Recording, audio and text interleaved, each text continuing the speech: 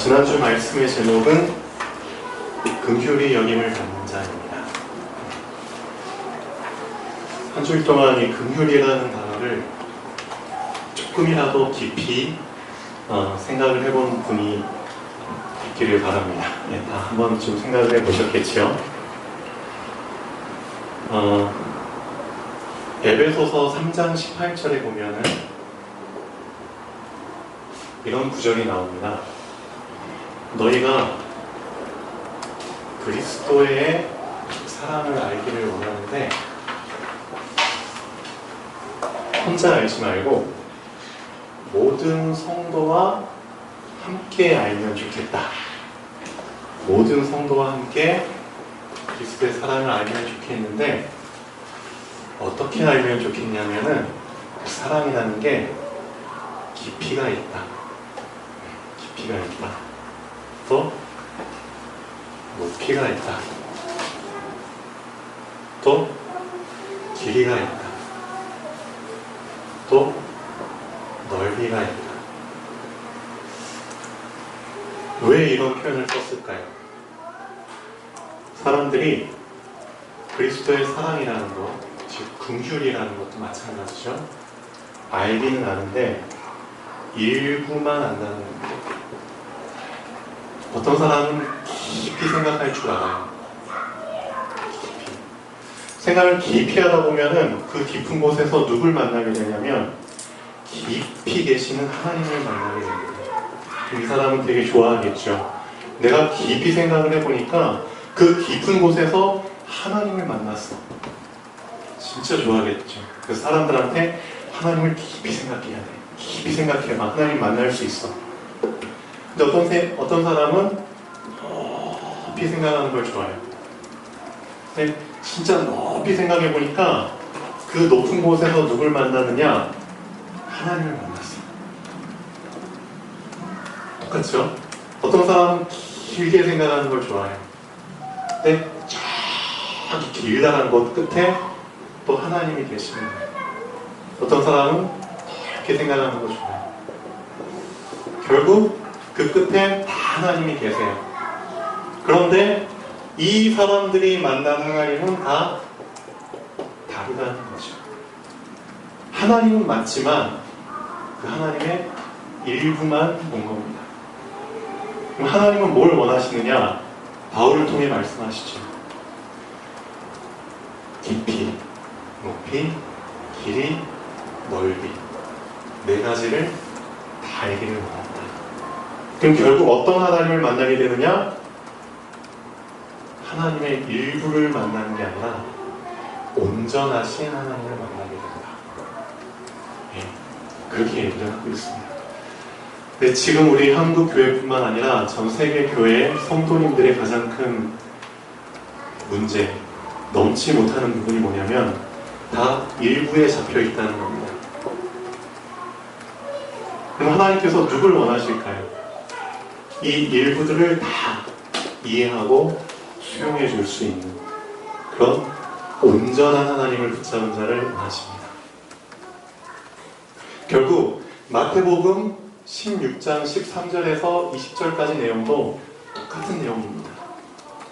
예수님이 제자들한테 물어보신 질문이 우리한테도 똑같은 질문과 같다는 거죠. 예수님은 선지자 중에 한 명 같아요. 예수님은 세례 요한 같아요. 예수님은 예레미야 같아요. 예수님은 엘리야 같아요. 그렇죠? 예수님의 일부를 본 겁니다. 그런데 한 제자가 이렇게 얘기를 하죠. 예수님은 그리스도십니다. 이거죠. 온전하신 하나님. 그렇죠? 온전하신 예수. 이 수준을 붙잡기를 원하시죠. 그래서 항상 우리가 놓치지 말아야 될 게 그거 같습니다. 하나님, 내가 일부에 매이지 않게 하시고 일부에 잡히지 않게 하시고 하나님을 생각하는 그 생각이 깊어지고 높아지고 길어지고 넓어져서 온전하신 하나님을 만나기를 원합니다. 항상 이런 갈망이 있으면 좋겠습니다. 그렇죠? 긍휼도 정말 깊이 생각하셔야 되고요. 높이, 길게, 넓게 한번 생각해 보십시오. 그럼 그 긍휼에 뭘 맛볼 수 있느냐? 풍성함을 맛볼 수 있습니다. 그렇죠? 풍성. 요즘 뭐가 문제가 되고 있냐면요. 아까 이제 우리 박민서 랩런트가 이런 기도를 했습니다. 랩런트 예배 때. 하나님, 이 자리에 오게 해주셔서 감사합니다. 이 자리에 있게 해주셔서 감사합니다. 라는 기도를 민서가 했어요. 초등학교 4학년짜리입니다. 이 기도를 들으면서 곰곰이 생각을 해봅니다. 그리고 우리 권사님께서도 기도 내용 가운데 이곳에 오게 해주신 참 감사하다는 기도를 또 하셨습니다. 그러면 도대체 이 자리가 뭐길래 감사를 하는 것일까? 한번 곰곰이 생각을 해봤습니다. 이 자리에 왔기 때문에 감사한 건가요? 이 자리에서 뭘 할 수 있기 때문에 감사한 거죠? 예배를 드릴 수 있기 때문에 감사한 거죠. 그렇죠? 즉, 예배 드리는 곳에 내가 있기 때문에 감사한 거죠. 그렇죠? 만약에 사람이 예배를 놓쳐버린다면은 뭐처럼 될까요? 짐승과 다를 바가 없다는 겁니다. 우리 다 알고 있는 내용입니다. 모든 피조물 중에 오직 인간만 예배를 드릴 수 있는 자격을 부여받았습니다. 근데 자격을 놓쳐버렸다는 겁니다. 자격을 놓치게 되면은 짐승과 다를 바 없죠. 즉, 창세기 1장 27절에 하나님의 형상을 잃어버리게 되는 거죠. 창세기 1장 28절에 인간에게 주어진 신분과 권세의 축복을 놓쳐버리게 되는 겁니다. 다 놓쳐버리면 뭐와 다를 바 없냐? 짐승과 다를 바 없다는 겁니다. 그래서 요즘 짐승처럼 되어버린 사람들이 법을 만들려고 해요. 어떤 법을 만드냐? 우리 짐승처럼 살고 싶다는 법을 지금 이제 추진을 하고 있습니다. 그 중에 정말 지저분한 법이 뭐냐면 동성애. 저희 자국 누나가 이제 자료를 하나 보여줬는데 얼마 전에 서울대에서 이제 겔타스 이제 동성애에 관한 이제 포럼이 있었나 봐요. 그래서 동성애의 지금 실상과 현실 그리고 얼마나 많은 나라들이 동성애를 법으로 합법화시키기 위해서 노력하고 있는지 그런 내용을 이제 쭉 자료를 보내줬어요. 제가 이제 그걸 쭉 읽어봤는데요. 그러게요. 참 사람이 이 두 가지를 놓치게 되면은 짐승과 다를 바 없구나. 그런데 또 어떤 나라에서는 뭐까지 지금 합법화시키려고 하냐면 이건 사람이잖아요. 사람 수준이잖아요. 남자는 남자끼리, 여자는 여자끼리. 여기까지는 뭐 그렇다 쳐요. 근데 뭘 또 합법화시키려고 하냐? 수간. 인간이 동물하고 성교를 맺는 것도 전혀 문제될 게 없고 그것도 합법화. 그리고 어떤 사진을 보니까 내가 키우는 개하고 결혼하고 싶다. 이것도 인정이 나요. 어떻게 되느냐? 그래서 예배를 놓쳐버렸기 때문에 짐승처럼 돼가고 있고요. 내가 짐승 같은 행동을 하고 짐승 같은 생각을 해도 이것이 전혀 문제가 없다. 법으로 만들어달라. 이렇게 지금 되어가고 있습니다. 지저분하죠. 그런 세상 속에서 우리가 이 자리에 나와 있는 겁니다. 어떤 자리? 예배를 놓치지 않는 자리. 이게 얼마나 감사한지요. 그래서 항상 하나님께 우리가 정말 기도해야 될 것은 하나님 예배를 놓치지 않기를 원합니다.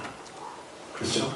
내가 주일날 예배 놓치지 않는 건 당연한 거지만 월, 화, 수, 목, 금, 토 나머지 6일 동안 내가 이 짐승 같은 세상 속에 들어가서 살지만 거기에서도 예배를 놓치지 않기를 원합니다. 정말 그걸 위해서 간절히 기도하시고 결론을 내리시면 좋겠습니다. 결론을 내린 자는 진짜 생각이 단순해져요. 고민 안 합니다.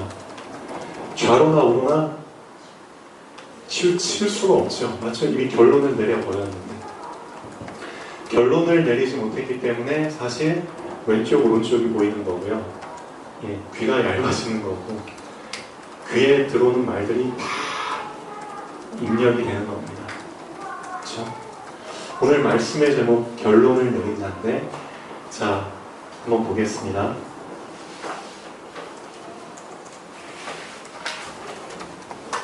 먼저 본론 1번에 보시면은 이걸 먼저 좀 짚고 넘어가겠습니다.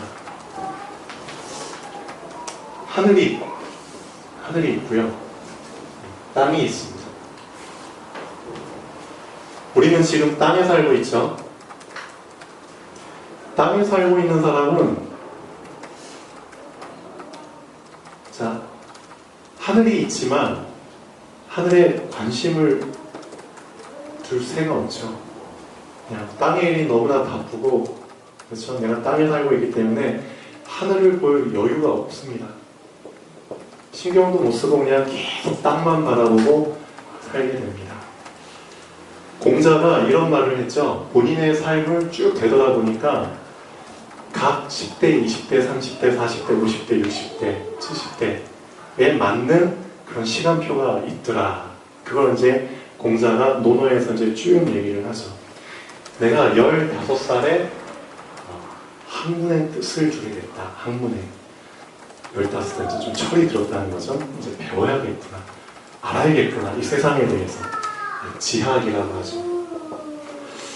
20살이 되니까, 그렇죠? 이제는 성인이 되긴 됐는데 어떤 성인이다? 좀 연약하다는 거죠. 미숙한 성인. 그렇지만 성인의 길을 이제 시작해야 된다는 거죠. 내 앞가림을 해야 된다. 그래서 관이라고 표현을 하죠. 약하다, 연약하다. 그런데 관은 써버렸다. 그렇죠? 관을 썼다는 건 성인이 됐다는 뜻이죠. 그래서 20대 때 어느 정도 이제 성인으로서 쭉 준비를 해서 살아가요. 그러다 보니까 30대가 되니까 뭘 하게 되느냐? 이제는 스스로 뜻을 세우게 됐다는 거죠. 나의 인생에 대한 이제 뜻 다 보이기 시작했다는 거죠. 어떻게 보면 좀 빠른 나이일 수도 있지만, 자, 40이 되니까 어떻게 되느냐? 불복. 다른 사람들의 말에 미혹되지 않는다. 어떻게 보면 되게 좀 복음적이죠. 이 사람이 인생을 헛사는 게 아니에요. 정말 학문의 뜻을 두고 깊이 들어가면서, 그렇죠? 아까 말씀드린 대로 깊이 들어가다 보니까 이 사람 나름대로 뭔가가 다 갖춰지기 시작하는 겁니다. 그냥 유혹을 받아도 거기 안 넘어갈 만큼 된다. 그런데 자, 중요한 거, 여기까지는 좋다는 거죠. 여기까지는 내가 이제 이 땅에서 살다 보니까 어찌됐든 최선을 다해서 살았다는 겁니다. 그런데 언제부턴가 이제 답답하고 허무함이 느껴지기 시작한다는 거죠. 수천 년 전에 공자도 이런 과정을 거치면서 50대가 딱 되니까 이제는 천, 명, 하늘이라는 거, 하늘의 소리라는 거, 그렇죠? 천명이라는 게 있구나. 하늘의 이제 뜻, 그 하늘의 섭리대로 사실상 사람이 살게 되는 겁니다. 그거를 이제 깨닫게 됐다는 거죠. 불신자지만 참 대단합니다. 어떻게 보면 60대 되니까 귀가 순해지죠. 사람들의 말을 들어도 이제 다 이해하고 포용해주고, 그렇죠? 오해하지 않게 되고 순리에 따라서 살게 되는 겁니다. 70대 마지막 때죠. 자, 종심. 내가 마음에 원하는 것을 해도 그게 지나치지도 않고 부족하지도 않고 그 마음에 원하는 것을 잘 내가 조절하면서 살 수 있을 만큼 그런 삶을 살게 됐다는 겁니다. 인생도 이런 흐름이 있다는 겁니다. 흐름이 있는데 자, 여기서 중요한 거는 똑같습니다. 사람이 땅에 살고 있고 이 땅에서 계속 살다 보니까 자, 뭘 느끼게 되죠? 자, 허무함을 느끼게 되고 행복이 없어요. 그러다 보니까 자, 사람이 어딜 찾아가죠? 바닷가를 찾아가거나 조용한 데를 찾아가서 저기 망망대해를 바라보거나 아니면은 하늘을 바라보게 됩니다. 그렇게 되면서 어디에 관심을 갖게 되죠? 네, 하늘에 관심을 갖게 됩니다. 이 땅에 살다가 하늘에 관심을 갖게 됩니다. 그러면 어떤 소망이 생기죠? 절대자에 대한 생각을 하게 됩니다. 하나님이란 분이 정말 계실까? 나는 진짜 불행하다. 행복이 없다. 정말 이 땅을 벗어나고 싶다. 행복하고 싶다. 절대자에 대한 소망이 생기게 됩니다. 있다면 만나고 싶다. 그렇죠? 그런 생각도 계속 해보게 됩니다. 그런데 만날 수가 없네요. 그렇죠? 그런데 어떻게 하다가 딱 만나게 돼요. 하늘과 땅을 연결할 수 있는 통로가 있구나. 통로에 이제 관심을 갖기 시작합니다. 그래서 하늘과 땅이 이제 다 소통이 돼요. 그러면서 또 어떤 시간표를 거치게 되느냐? 이 땅에서 하늘의 것을 이제 끌어다 쓰게 됩니다. 그런 시간표를 거치게 됩니다. 제가 말씀드린 이 인생의 흐름이 사실상 복음편지입니다. 여러분들 복음편지 1강부터 10강까지 쭉 보셨잖아요. 근데 그 복음편지의 흐름이 이런 흐름으로 되어 있습니다. 자, 하늘을 모르고 살다가 뭘 알게 되냐? 천명이라는 것을 알게 되는 시간표가 옵니다. 천명이라는 걸 알기 전에 사실 천이라는 걸 먼저 알게 되죠. 하늘. 그렇죠?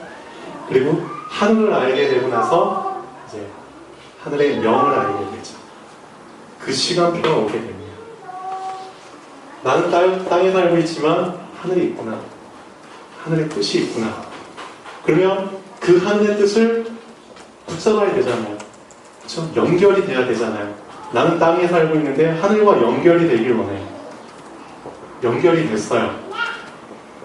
설명이죠. 나하고 이제 드디어 채널이 열린 겁니다. 근데 이 소명을